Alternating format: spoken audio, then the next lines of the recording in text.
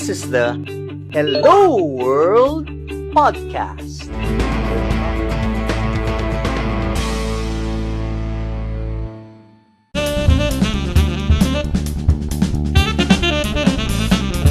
Five is course testing.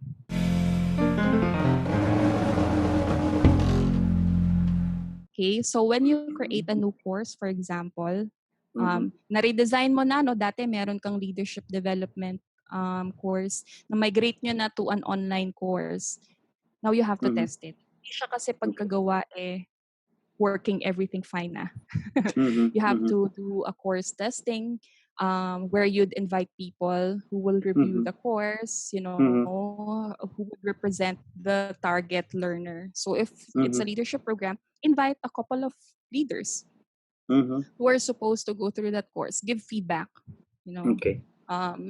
You could also apply the element of design thinking here, yung empathy, right? You try to seek as many feedback as you can so that before your go live, you have a course that's, working, that has been tested, that has been improved from its original version.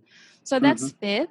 Hi everyone, this is Louis Banta, CEO and Chief Trainer of LJMB, or Learning Just Made Better. Thanks for watching my video. To get more videos like this, click subscribe and hit the bell icon below. If you like this video, please give it a thumbs up, comment down below, and share this video to others.